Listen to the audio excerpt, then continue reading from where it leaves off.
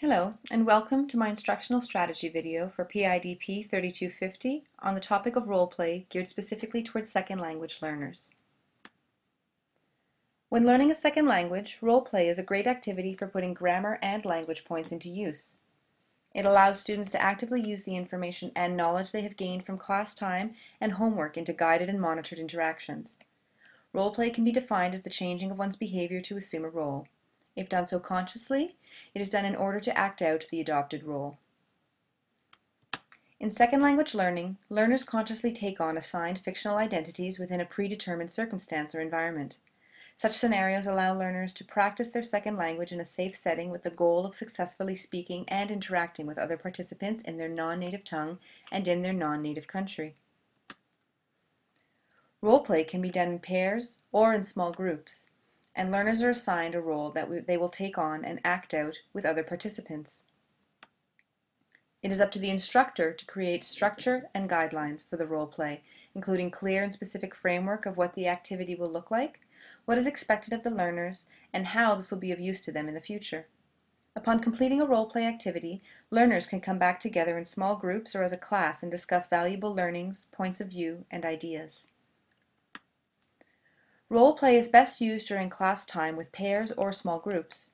If the instructor must split their attention among various learners and cannot observe an entire interaction in its entirety, they can also move among groups, physically moving in closer while at the same time keeping their distance, not so much that they cannot see or hear what is going on, but enough in order for learners not to feel overly self-conscious.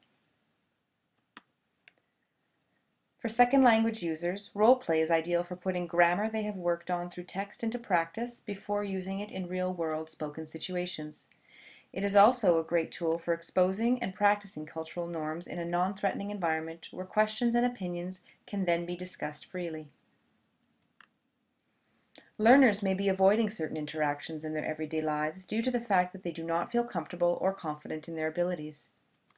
Take, for example, a phone call. Some individuals may ask others to make calls for them, as they feel nervous that they will not be understood. By choosing a role play activity that includes language points as well as cultural norms, learners can then transfer their classroom practice into real-life scenarios. The goal of role playing is to imitate real-life scenarios so that participants are able to experience emotional and intellectual responses to made-up situations firsthand. However, a limitation of this practice is that it is just that. It is an imitation. While it is one of the closest examples to an actual scenario they may experience, it is still not 100% authentic. Another disadvantage to role play activities is that when used excessively, the practice becomes monotonous and can feel both artificial and silly. Like any instructional strategy, role play should not be overused. Adult second language learners have a strong need to apply what they are learning to the real world.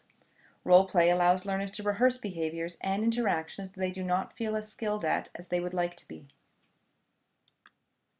Examples of acting out real-life experiences include making a phone call, asking for information such as directions, or how to interact in a job interview.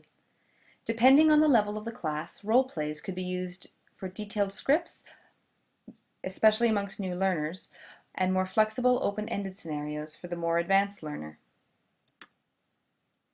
Other examples of advantages to using role play in the classroom include the following. It is used in a comfortable, safe environment, one of which learners tend to feel more at ease to learn in and make mistakes without judgment or embarrassment. It encourages active learning. It is student-centered, and it helps develop the learner's competence. When using role play activities with learners, there are a few strategies to consider in order to obtain a successful experience. It is crucial that sufficient planning has been applied so that there is a clear framework in place. The last thing an instructor wants or needs in the middle of the activity is to realize there is a glitch that sets the entire exercise off and the students go off track, one that could have easily been avoided. Be sure that learners properly understand the purpose of the role play, as well as the nature and character of the roles to be assumed before commencing. If this is not clear, learners may have a different understanding of what is expected of them, and learning goals could end up being lost. Also, mass confusion may turn learners off the activity, and it could prove difficult to get them back on board to try again. When learners view something as worth accomplishing, they are more motivated to participate, especially when they see their own competence relating to their lives. Giving learners concrete examples of how topics will affect their lives will make them more inclined to want to be involved and to improve. Some instructors tend to prefer learners to watch and listen during their lessons, rather than take part in intellectual activities engendered by role-playing. A reason for this could be because the instructor's experiences have made them used to watching and listening, having themselves been taught that way, or they may also feel role-play will result in a loss of control in the classroom. That being said, unless teaching methods use a variety of techniques, it is more likely that the learners' varieties of learning styles will not be matched, thus leaving them at a disadvantage. While learners are doing most of the talking in role-play activities, it is still within the instructor's role to make sure they are staying on track. Before an activity, instructors are to introduce what the learners will get out of the exercise, and at the end, reflect on how the learning goals introduced at the beginning of the role-play were achieved. Ways to avoid potential conflicts in regards to ethical, cultural, or gender implications are as follows. Have students play a variety of roles. For example, in a role play on how to conduct a job interview, allow both men and women to play the roles of the interviewer and the interviewee. Depending on the numbers in your classroom, try to create diverse pairs or groupings of students by mixing genders, age groups, and a variety of ethnic backgrounds. Instructors should model race and gender neutral language and demonstrate the same respect they expect from their students. Ensure scenarios will not be perceived as offensive to anyone. Some topics to avoid include religion, politics, and sex. The instructor should always be aware of who their audience is and what themes could strike a sensitive or offensive chord with others.